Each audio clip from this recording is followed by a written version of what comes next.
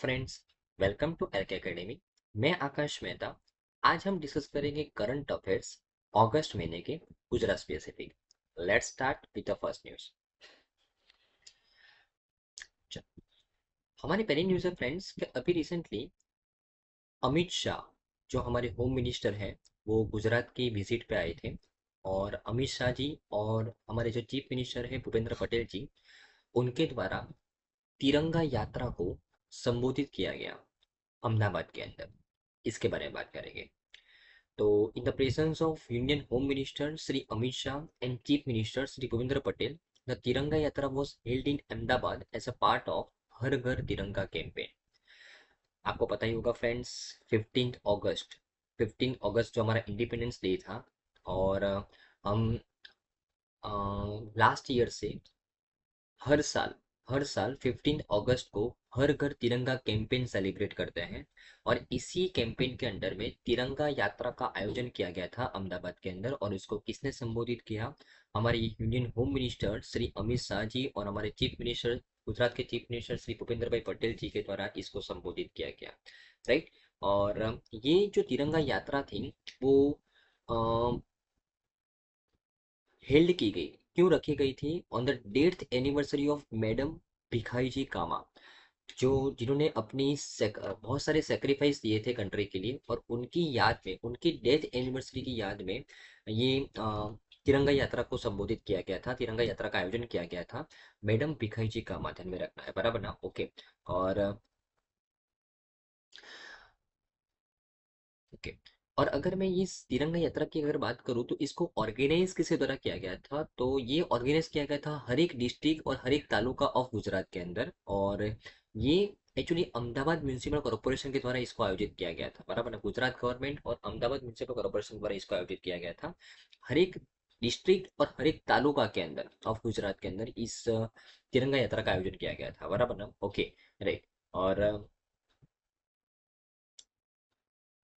ये जो तिरंगा यात्रा है वो किसका पार्ट है फ्रेंड्स? तो हर घर तिरंगा कैंपेन का पार्ट है। और मैंने जैसे आपको बताया कि हर घर तिरंगा कैंपेन पीएम मोदी जी के द्वारा लास्ट ईयर लॉन्च किया गया था।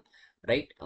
To celebrate our nation's freedom and honour the sacrifice of our freedom fighters, बराबर ना? तो हम लास्ट ईयर से हर घर तिरंगा कैंपेन हर साल लॉन्च करते हैं। और इस कैंपेन को हमने क्यों लॉन्च किया था, पीएम मोदी जी के द्वारा क्यों लॉन्च किया गया था? तो to celebrate our nation's freedom and honour the sacrifice of our freedom fighters, हमारे फ्रीडम फाइटर्स के द्वारा जो सेक्रीफाइस दिए गए उनको ऑनर करने के लिए हम हर घर तिरंगा कैंपेन लॉन्च करते हैं, सेलिब्रेट करते हैं हर साल। और उसी के पार्ट के तौर पे ये तिरंगा यात्रा का आयोजन किया गया था। और किनकी डेथ एनिवर्सरी के ऊपर? मैडम भिखाई जी कामा की डेथ एनिवर्सरी के ऊपर ध्यान में रखना है। ओके।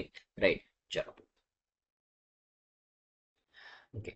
तो जैसे मैंने आपको बात किया, इसका आयोजन किसके द्वारा किया गया था? अहमदाबाद म्यूनिसिपल कॉर्पोरेशन के द्वारा किया गया था। और अराउंड 50,000 पीपल ने इसके अंदर पार्टिसिपेट किया गया था, बराबर ना? और बहुत सारे प्रोमिनेंट लीडर्स थे फ्रॉम भागवत विद्यापीठ। देन पतंजलि के जो लीडर है श्री बाबा रामदेव जी, बराबर, Catholic community, Vohra community, significant number of people ने ज्वाइन किया था तिरंगा यात्रा को, बराबर ना? ओके। तो एग्जाम पॉइंट ऑफ व्यू से यहाँ से क्या क्या क्वेश्चंस बन सकते हैं फ्रेंड्स?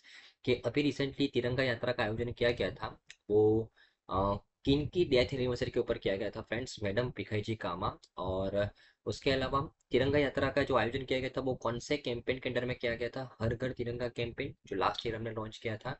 ओके। और अगर हम बात करें तो 50,000 पीपल ने यहाँ पे पार्टिसिपेट किया था, इस यात्रा को ज्वाइन किया था। ओके। अहमदाबाद म्यूनिसिपल कॉर्पोरेशन के द्वारा इसको आयोजित किया गया था। ओके। आई थिंक आपको इस न्यूज़ में समझ में आया होगा फ्रेंड्स। फ्रेंड नेक्स्ट है फ्रेंड्स कि अभी रिसेंटली जैसे हमने देखा कि अमित शाह जी गुजरात की विजिट पे आए थे। और उन्होंने अहमदाबाद के अंदर टोटल 1,000 करोड़ के प्रोजेक्ट्स का मतलब डेवलपमेंटल प्रोजेक्ट्स का अनावरण किया है। अनावरण इन द सेंस अनाउंसमेंट किया है। और उसी इवेंट के दौरान हमारे चीफ मिनिस्टर भी वहाँ पे मौजूद थे, बराबर ना? तो 1,000 करोड़ के प्रोजेक्ट्स, डेवलपमेंटल प्रोजेक्ट्स का अनाउंसमेंट किया है अमित शाह जी जो हमारे होम मिनिस्टर हैं। कहाँ पे? अहमदाबाद के अंदर। इसके बारे में देखते हैं। तो टोटल 45 डेवलपमेंट प्रोजेक्ट्स यहाँ पे अनाउंस किए गए हैं अमित शाह जी के द्वारा। और ये डेवलपमेंट प्रोजेक्ट्स कौन हैंडल करेगा? अहमदाबाद म्यूनिसिपल कॉर्पोरेशन हैंडल करेगा। टोटल 1,000 करोड़ के टोटल प्रोजेक्ट्स हैं और इनको ई लॉन्च किया गया है अमित शाह जी के द्वारा, बराबर ना? ओके। और इसी इवेंट के दौरान बहुत सारे प्रोमिनेंट लीडर्स भी यहाँ पे मौजूद थे और उसमें हमारे चीफ मिनिस्टर श्री भूपेंद्र भाई पटेल जी भी वहाँ पे थे। Right, okay. और ये टोटल 1,000 करोड़ के जो प्रोजेक्ट्स है, 45 डेवलपमेंट प्रोजेक्ट्स बराबर ना, वो अहमदाबाद और गांधीनगर दोनों को मिला के है। टोटल 21 प्रोजेक्ट्स वो अहमदाबाद के हैं। अगर हम बात करें अहमदाबाद के मेन एरिया के हैं, और उस अहमदाबाद के जो मेन प्रोजेक्ट्स हैं 21 प्रोजेक्ट्स, उसके पीछे 730 करोड़ रुपया खर्च किए जाएंगे। और बाकी के जो प्रोजेक्ट्स है वो गांधीनगर कंस्टिट्यूंसी के हैं बराबर ना। आपको पता ही है कि अमित शाह जी की कंस्टिट्यूंसी कौन सी है, गांधीनगर है। तो बाकी के जो प्रोजेक्ट्स है वो गांधीनगर के हैं, और ये अहमदाबाद और गांधीनगर के दोनों के प्रोजेक्ट्स कौन देख रहा है friends, Ahmedabad municipal corporation. Total 1,000 crore rupees उसको अलोकेट किए गए हैं बराबर ना, ओके। 1,000 करोड़ रुपीज अलोकेट किए गए हैं 45 डेवलपमेंट प्रोजेक्ट्स के लिए, राइट ना, ओके। और Union Minister further mentioned that over past 5 years, the state government and Ahmedabad Municipal Corporation have annually invested around 5,000 crore in development projects for the Gandhinagar Lok Sabha constituency.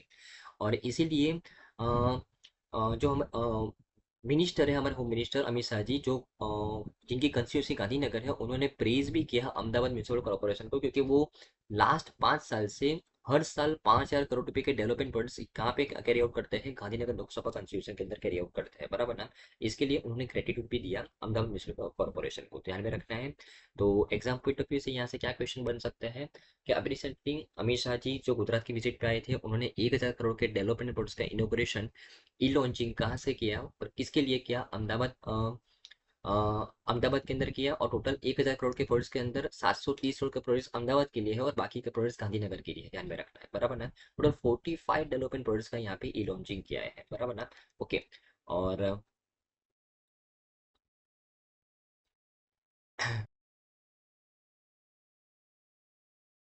ये जो development projects हैं 45, उसमें mainly कौन से projects हैं, तो sanitation के ऊपर प्रोजेक्ट्स हैं, हेल्थ के ऊपर, स्पोर्ट्स एंड एनवायरमेंटल कंजर्वेशन के ऊपर यहाँ पे प्रोजेक्ट्स किए जा रहे हैं बराबर ना, ओके। और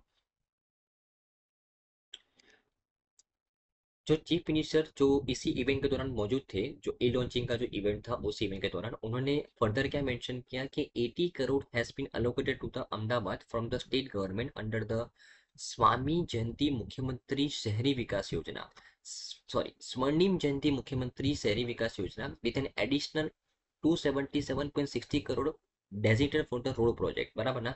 तो चीफ मिनिस्टर के द्वारा यहाँ पे अनाउंस किया गया फर्दर 80 करोड़ रुपीज अलोकेट किया गया है from the state government under the स्वर्णिम जयंती मुख्यमंत्री शहरी विकास योजना। किसको दिया गया है ये, अहमदाबाद को दिया गया है, with an additional 277.60 crore designated for the road project बराबर ना, ओके। तो स्टेट गवर्नमेंट के द्वारा अहमदाबाद म्यूनिसिपल कॉर्पोरेशन को 80 करोड़ रुपया दिया गया है स्वर्णिम जयंती मुख्यमंत्री शहरी विकास योजना। आपका होमवर्क रहेगा ये विकास योजना के अंडर में किसके बारे में बात की गई है, और 277.60 करोड़ डेजिग्नेट किए गए फॉर द रोड प्रोजेक्ट्स बराबर, ध्यान में रखना है, ओके। राइट, तो सिंपल न्यूज थी कि 1,000 करोड़ रुपया एलोकेट किया गया है ईएमसी के द्वारा।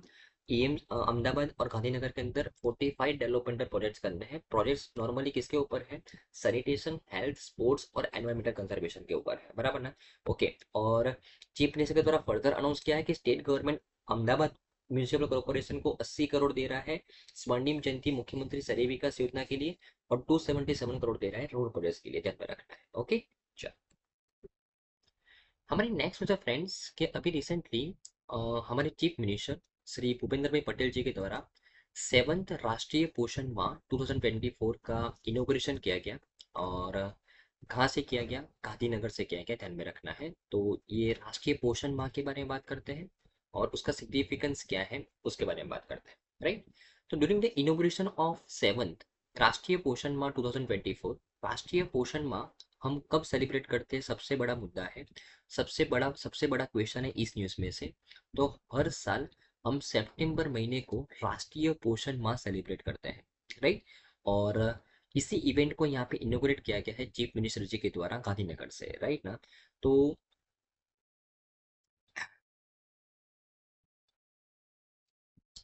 okay, और यहाँ पे इस इवेंट के दौरान चीफ मिनिस्टर के द्वारा क्या बोला गया है कि Poshan Abhiyaan has become an innovative approach to transforming the maternal and child health ecosystem.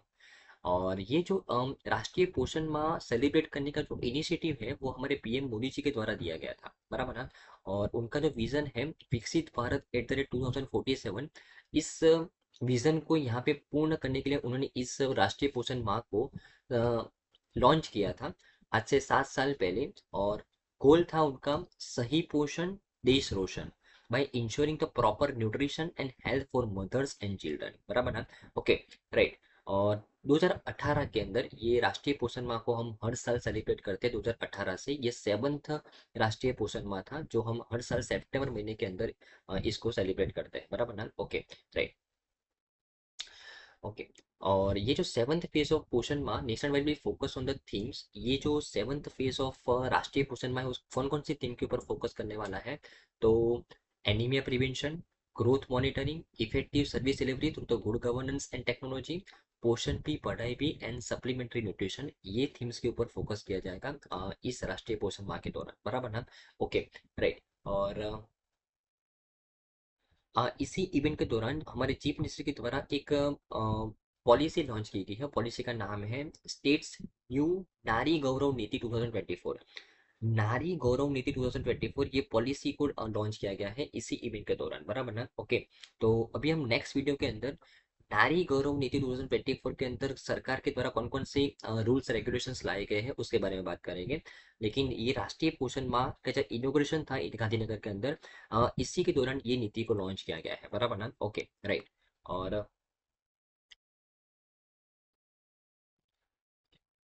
अगर मैं राष्ट्रीय पोषण माह के बारे में बात करूँ तो उसका सिग्निफिकेंस क्या है, तो वो अवेयरनेस क्रिएट करता है, वो वाइड स्प्रेड करता है public movement which is dedicated to the combating mall nutrition.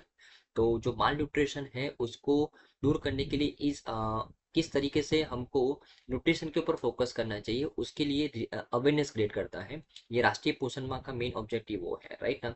और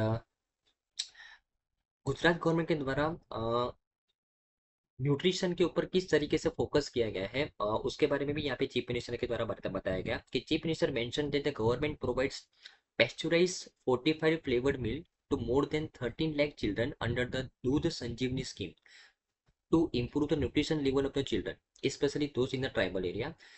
यहाँ पे चीफ मिनिस्टर के द्वारा बोला गया कि न्यूट्रिशन को इम्प्रूव करने के लिए स्पेसिफिकली जो ट्राइबल एरिया के अंदर जो चिल्ड्रन है उनके न्यूट्रिशन लेवल को इम्प्रूव करने के लिए दूध संजीवनी स्कीम लॉन्च की गई है। और 13 लाख चिल्ड्रन को अभी तक इस स्कीम के अंडर में pasteurise fortified flavoured milk provide किया गया है। और उसके अलावा additionally extra protein and supplementary nutritious food are provided through the take home ration, Poshan Sudha and मुख्यमंत्री मातृशक्ति योजना। ये स्कीम्स के माध्यम से प्रोटीन और सप्लीमेंट्री न्यूट्रिशियस फूड प्रोवाइड किए जा रहे हैं उधर गवर्नमेंट के द्वारा जो एलिजिबल बेनिफिशरीज है उनको, राइट ना। ओके, और थ्रू दिस न्यूट्रिशन स्कीम्स अभी तक 45 लाख बेनिफिशरीज को ये सब चीजें प्रोवाइड की गई है जो चीफ मिनिस्टर के द्वारा इस इवेंट के दौरान बताया गया है, सिंपल, बराबर ना। Okay, right. और ओके, तो आई थिंक आपको इस न्यूज़ पे समझ में आया होगा, बहुत ही इंपॉर्टेंट न्यूज़ है कि अभी रिसेंटली राष्ट्रीय पोषण माह 2024 उसका 7th एडिशन का इनोग्रेशन किया गया हमारे चीफ मिनिस्टर जी भूपेंद्र भाई पटेल जी के द्वारा गांधीनगर के अंदर। ये जो राष्ट्रीय पोषण माह है वो 2018 के अंदर लॉन्च किया गया था। और उसका मेन ऑब्जेक्टिव है, गोल क्या है, सही पोषण देश रोशन, बराबर। और इस बार जो राष्ट्रीय पोषण माह सेलिब्रेट किया जा रहा है सितंबर महीने के अंदर, हर साल सितंबर महीने को ही राष्ट्रीय पोषण माह घोषित किया गया है। तो इस बार का जो थीम है वो क्या रखा गया है फ्रेंड्स, तो जो मेनली फोकस करेगी इस बार हम ग्रोथ मॉनिटरिंग के ऊपर, एनीमिया प्रिवेंशन के ऊपर, effective service delivery through the good governance and technology के ऊपर फोकस करेंगे, पोषण भी पढ़ाई भी और सप्लीमेंट्री न्यूट्रिशन के ऊपर फोकस करेंगे, बराबर ना। और इसी दिन पे मुख्यमंत्री जी के द्वारा नारी गौरव नीति 2024 लॉन्च किया गया है। और यहाँ पे चीफ मिनिस्टर द्वारा एक मेंशनिंग किया गया है कि हम न्यूट्रिशन के लिए क्या क्या कर रहे हैं।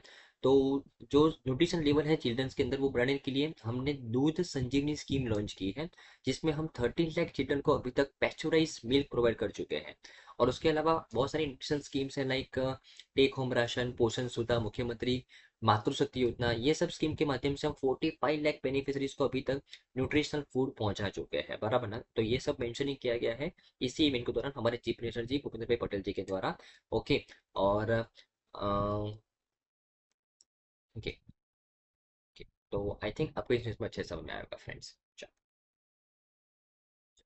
हमारे नेक्स्ट न्यूज़ है फ्रेंड्स कि अभी रिसेंटली मिनिस्ट्री ऑफ जल शक्ति in collaboration with the government of Gujarat will इनोग्रेट the जल संचय जन भागीदारी इनिशिएटिव इन सूरत ऑन सितंबर 6।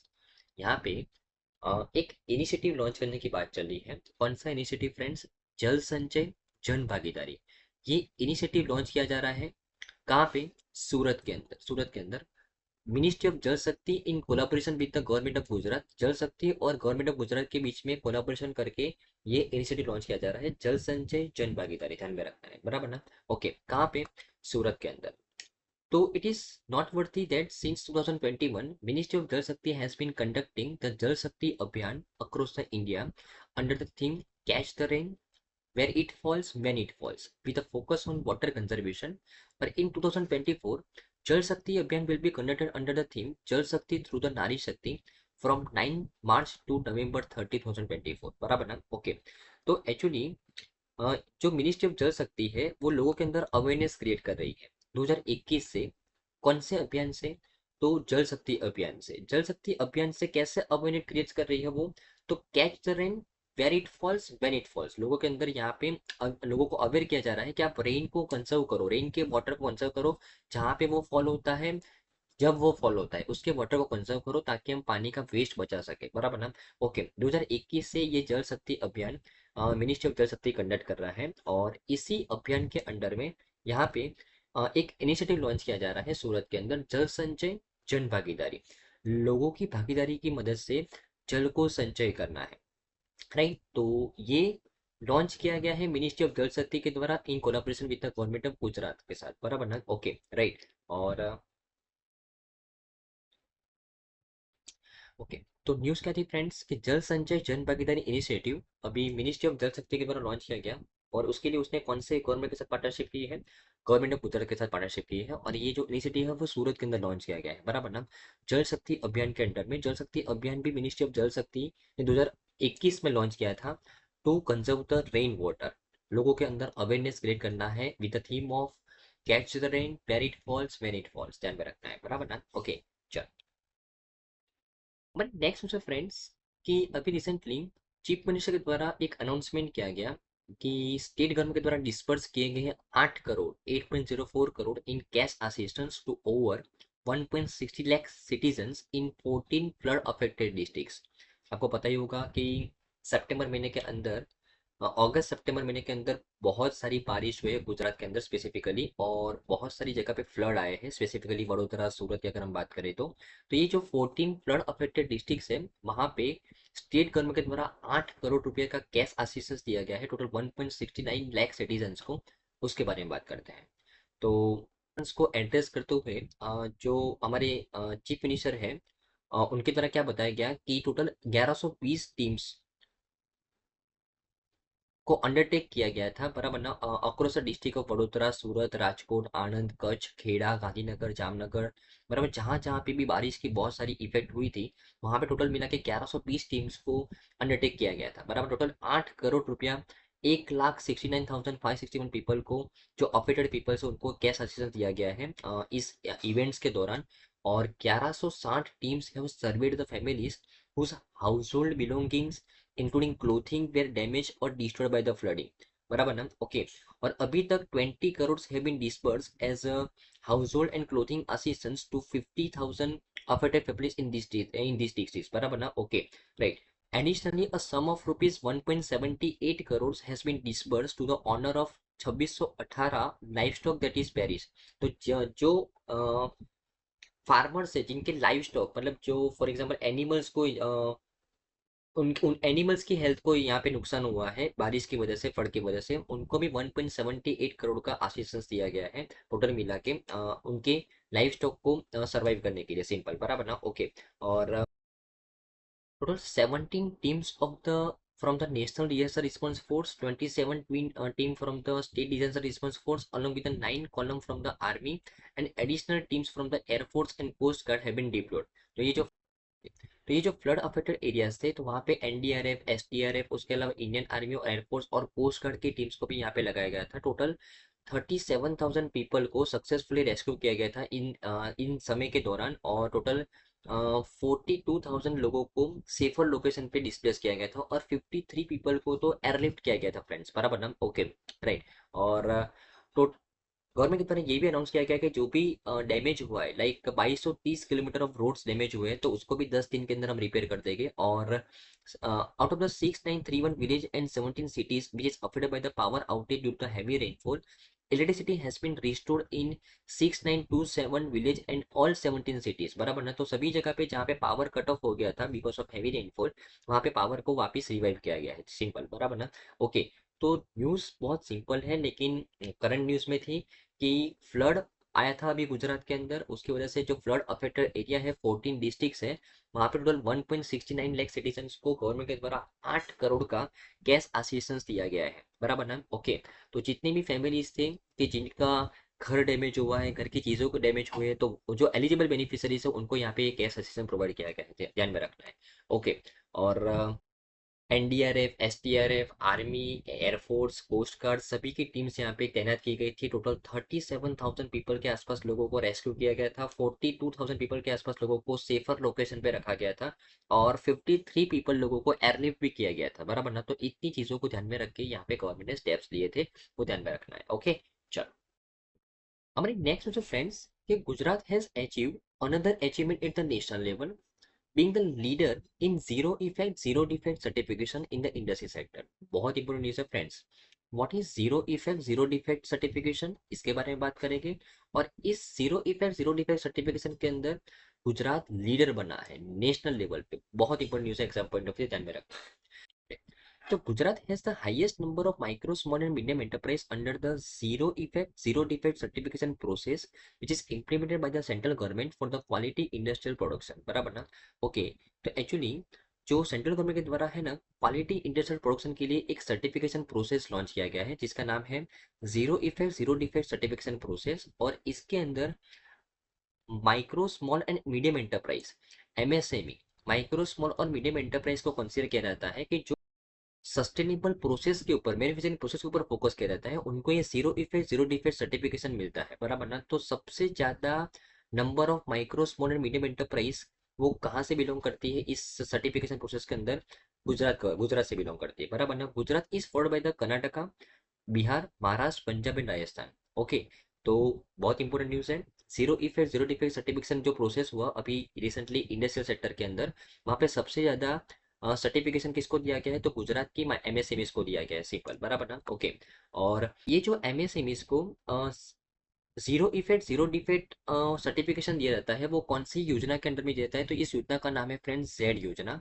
और ये जो सर्टिफिकेट दिया जाता है उसको बोलते हैं जेड सर्टिफिकेट, बराबर ना? ओके, और certification of such industries is done to reduce the wastage, expand the market, efficient use of electricity, natural resources and increase the production capacity while making it environmentally friendly, बराबर ना? तो ये जो certificate दिया जाता है वो क्यों दिया जाता है? कि मतलब इंडस्ट्रीज के अंदर अवेयरनेस क्रिएट करने के लिए कि जो इंडस्ट्रीज को जेड सर्टिफिकेट मिला है वो वेस्टेज रिड्यूस करने के ऊपर काम कर रहा है, मार्केट को एक्सपांड कर रहा है, एफिशिएंट यूज ऑफ इलेक्ट्रिसिटी कर रहा है, नेचुरल रिसोर्स का यूज कर रहा है, प्रोडक्शन कैपेसिटी को इंक्रीज कर रहा है। तो ये सब क्वालिटी और इंडस्ट्रीज भी अप्लाई करे, इसकी वजह से ये जेड सर्टिफिकेट दिया जाता है जेड योजना के अंडर में, बराबर ना? To reduce, to create zero effect zero defect product, simple, बराबर ना? सबसे ज्यादा कौन कौन से राज्य के एमएसएमईज को ये सर्टिफिकेट मिला? गुजरात राज्य के एमएसएमईज को, ध्यान में रखना है, बहुत इंपॉर्टेंट न्यूज है, बराबर ना?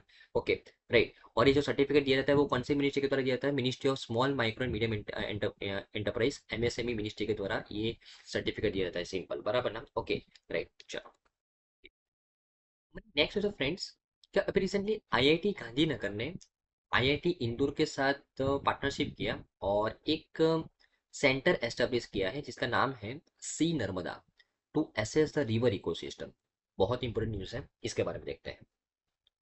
तो IIT Gandhinagar has set up the centre for Narmada river basin management as its campus to conduct the condition assessment and management plan of the Narmada river basin. फिर से एक बार, आईआईटी गांधीनगर ने एक सेंटर सेटअप किया है, किसके लिए? नर्मदा रिवर बेसिन मैनेजमेंट के लिए, यानी जिसको हम बोलते हैं सेंटर फॉर नर्मदा। और कहाँ पे?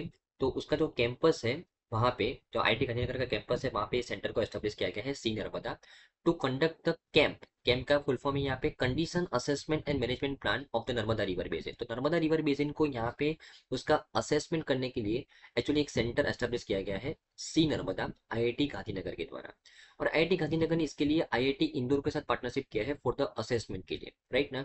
ओके, और C Narmada which was inaugurated Saturday will assess and identify the existing condition affecting the river ecosystem। तो नर्मदा रिवर इकोसिस्टम जो है उसको एसेस करने के लिए और उसको जो चीज अफेक्ट कर रही है उसको इवोल्यूट करने के लिए यहाँ पे ये सी नर्मदा सेंटर को एस्टेब्लिश किया गया है आईआईटी गांधीनगर के द्वारा, बराबर ना। ओके, ये सेंटर एक रोड मैप प्रिपेयर करेगा for the comprehensive rejuvenation and conservation of the riverine ecosystems in their entirely by analyzing the anthropogenic impact on them in detail and suggest the future course of action। तो ये जो centre है वो Narmada river basin के ऊपर focus करेगा, एक road map clear करेगा कि किस तरीके से हम उसका रेजुवनेशन कर सकते हैं, किस तरीके से हम उसका कंजर्वेशन कर सकते हैं और किस तरीके से हमको एक्शंस लेने फ्यूचर के अंदर ताकि हम इसको जल्दी से रिवाइव कर सके, बराबर ना। Okay, right. और as a part of assessment, Narmada and its tributaries will be studied, adopting a basin-wide approach considering the major human activities that have been affecting the river ecosystem, such as industrialization, urbanization, lifestyle changes, agriculture and other rural activities, deforestation, dams, barrages, engineering flood control measures, infrastructure developments, authorities, बराबर ना। Okay, तो ये सब चीजें जो Narmada river basin को affect कर रही है वो सभी चीजों को यहाँ पे कंसिडर किया जाएगा और उसके ऊपर असेसमेंट किया जाएगा इस सेंटर के द्वारा और इसको जल्दी से जल्दी रेजुवनेट किया जाएगा, सिंपल, बराबर ना। सी नर्मदा आईआईटी गांधीनगर के द्वारा डेवलप किया गया है, इसके लिए उसने आईआईटी इंदौर के साथ पार्टनरशिप किया है। बहुत इंपॉर्टेंट न्यूज है, ध्यान में रखना है। Okay, right. हमारी नेक्स्ट न्यूज है friends, again union home minister Shri Amit Shah ji ने इंडियन सिटीजनशिप सर्टिफिकेट्स दिए 188 रेफ्यूजीज को जब वो गुजरात की विजिट पे आए थे और उसी इवेंट के दौरान अगेन चीफ मिनिस्टर जी प्रेजेंट थे।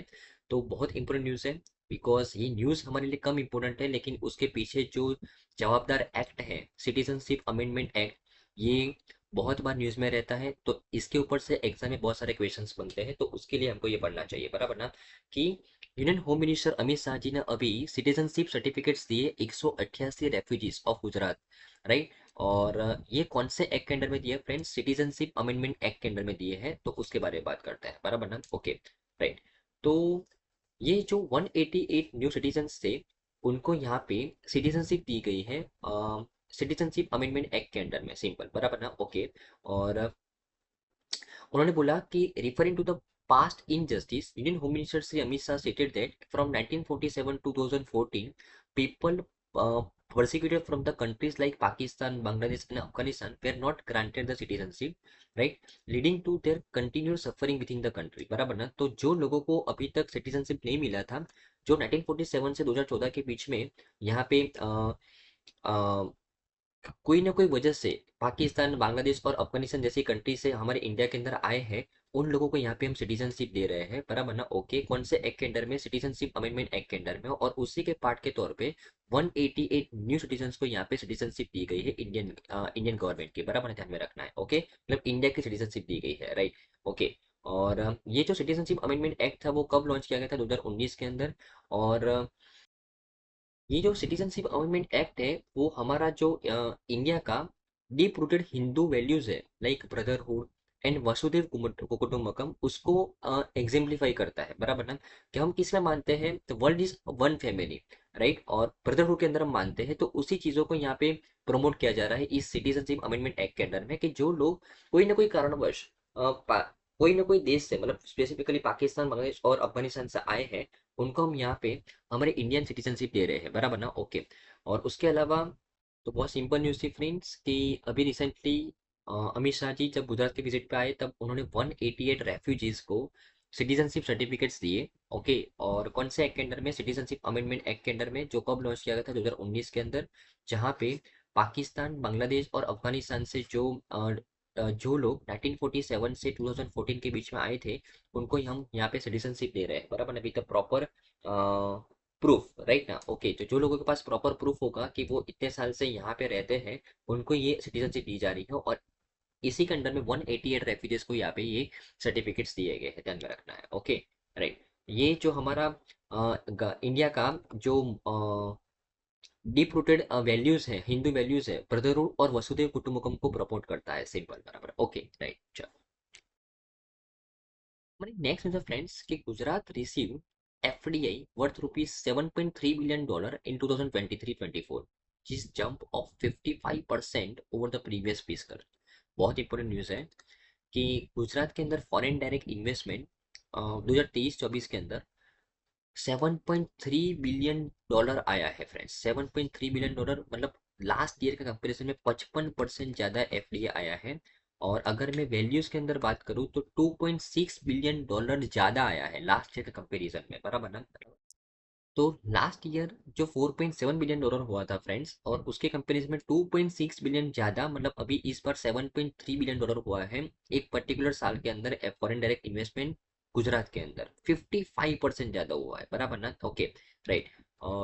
और गुजरात ने पूरे देश में सेकंड नंबर पे आया है एफडीआई इन्फ्लो इनफ्लो के केस में, बराबर ना। सबसे ज्यादा एफडीआई इनफ्लो कहाँ पे हुआ है, महाराष्ट्र के अंदर $15.1 बिलियन 2024 के अंदर, और सेकंड नंबर पे गुजरात है, थर्ड नंबर पे कर्नाटका, फोर्थ नंबर पे दिल्ली और फिफ्थ नंबर पे तेलंगाना, ध्यान में रखना है, ओके। और तो सिंपल न्यूज थी वैसे, लेकिन बहुत इंपॉर्टेंट फ्रेंड्स कि गुजरात ने 2023-24 के अंदर $7.3 बिलियन एफडीआई रिसीव किया है, लास्ट ईयर का कंपेरिजन में 55% ज्यादा। फर्स्ट नंबर पे महाराष्ट्र है और सेकंड नंबर पे गुजरात है, बराबर ना। महाराष्ट्र ने $15 बिलियन एफडीआई रिसीव किया है लास्ट ईयर के अंदर, और थर्ड नंबर पे कर्नाटका, दिल्ली और तेलंगाना थर्ड, फोर्थ और फिफ्थ पे रिस्पेक्टिवली है, ध्यान में रखना है, ओके राइट। हमारी नेक्स्ट न्यूज़ है फ्रेंड्स कि अभी recently India second 700 megawatt nuclear reactor power plant को अभी कमीशन किया गया, ऑपरेशनलाइज किया गया, कहाँ पे, गुजरात के काकरापार के अंदर, बराबर ना। तो उसके बारे में बात करते हैं। तो एक्चुअली यूनिट 4 है, unit 4 of Kakrapar atomic power station, जिसको कैप्स 4, और ये कितना मेगावाट का है, 700 मेगावाट का, उसको अभी ऑपरेशनलाइज किया गया है, बराबर ना, ओके। वैसे इसको लॉन्च किया गया था फ्रेंड्स 31 मार्च 2024 को, लेकिन तब जब लॉन्च किया गया था तब वो 90% एफिशिएंसी से काम कर रहा था, और अभी वो 100% एफिशिएंसी से काम कर रहा है, बराबर ना। ये जो पावर यूनिट है काकरापार के अंदर, वो 90% एफिशिएंसी से काम कर रहा था, अभी वो 100% एफिशिएंसी से काम कर रहा है, इसके लिए वो रिसेंट न्यूज में है। उसका फोर्थ यूनिट अभी रिसेंटली 700 मेगावाट का अभी इसको कमीशन किया गया है, ऑपरेशनलाइज किया गया है, ध्यान में रखना है, बराबर ना। कहाँ पे, काकरापार के अंदर, गुजरात के काकरापार के अंदर, बराबर ना, ओके। और एक्चुअली ये कैप्स 4 जो अभी कमीशन किया गया है, और कैप्स 3, ये दोनों ट्विन पावर प्लांट साथ में मिलके 700 मेगावाट प्रोड्यूस करेंगे, बराबर ना। और ये first of its kind indigenous 700 megawatt pressurise heavy water reactor design है, ध्यान में रखना है। और 14 मोर रिएक्टर्स ऑपरेशनलाइज होने वाले 2031-32 तक, ओके। और 2031-32 तक अगर मैं बात करूं, कंट्री के अंदर जो न्यूक्लियर पावर कैपेसिटी होगी वो 22,480 मेगावाट की होगी, बराबर ना, ओके। अगर मैं nuclear power corporation of India limited, जो अभी न्यूक्लियर पावर प्लांट्स को हैंडल कर रहा है इंडिया के अंदर, उसके पास अभी 24 रिएक्टर्स है with total capacity of 8,180 megawatt, and has 8 unit with capacity of 6,800 megawatt under the construction. In addition 10 more reactors with a total capacity of 7,000 megawatt are in pre-project initiatives, बराबर ना, okay. देखो, एक reactor 700 megawatt का है, ऐसे 10 मोर reactors अभी pre project activities के under में है, राइट। ये सेकेंड रिएक्टर है जो 700 मेगावाट का है। फर्स्ट रिएक्टर कौन सा कमीशन किया गया था, जैसे मैंने आपको बताया, कैप्स 3, जो ऑलरेडी काम ऑपरेशनलाइज है। अब ये कैप्स 4 को ऑपरेशनलाइज किया गया है, तो 700 और 700 1400 मेगावाट तो ऑलरेडी ऑपरेशनलाइज हो चुके हैं, ये काकरा पर न्यूक्लियर पावर स्टेशन के अंदर। और ये तो हमने जस्ट काकरा पार के बारे में बात की। Nuclear power corporation of India limited ऐसे टोटल 24 रिएक्टर्स को हैंडल कर रहा है, 8,180 मेगावाट ऑलरेडी जनरेट कर चुका है वो न्यूक्लियर पावर के माध्यम से, और 6,800 मेगावाट अंडर कंस्ट्रक्शन में है, और 7,000 मेगावाट प्री प्रोजेक्ट एक्टिविटीज के अंडर में है, जिसमें 10 और रिएक्टर्स ऐसे 700 मेगावाट के एस्टेब्लिश करने वाला है। और 2031-32 तक टोटल इंडिया की जो न्यूक्लियर पावर कैपेसिटी होगी वो 22,480 मेगावाट हो जाएगी, ऐसा यहाँ पे बताया जा रहा है, बराबर ना, ओके। तो एग्जाम पॉइंट ऑफ व्यू से कि अभी रिसेंटली इंडिया का सेकेंड 700 मेगावाट न्यूक्लियर रिएक्टर कहाँ पे एस्टेब्लिश किया गया, तो गुजरात के काकरापार के अंदर, गुजरात के काकरापार पावर प्लांट के अंडर में। फर्स्ट कैप्स 3 था, ये कैप्स 4 है, ध्यान में रखना है, ओके। और nuclear power corporation of India limited, ये न्यूक्लियर पावर प्लांट्स को हैंडल कर रहा है, टोटल 24 रिएक्टर्स है अभी उसके अंडर में, और 10 मोर रिएक्टर ऑपरेशनलाइज होने वाले हैं प्री प्रोजेक्ट एक्टिविटीज के अंदर में 2031-32 तक हमारी जो कैपेसिटी होगी वो 22,480 मेगावाट प्रोड्यूस करने की होगी, ध्यान में रखना है। ओके, चलो। तो आई थिंक फ्रेंड्स आज की तमाम न्यूज़ में आपको अच्छे समझ में आया होगा। Thank you friends, bye.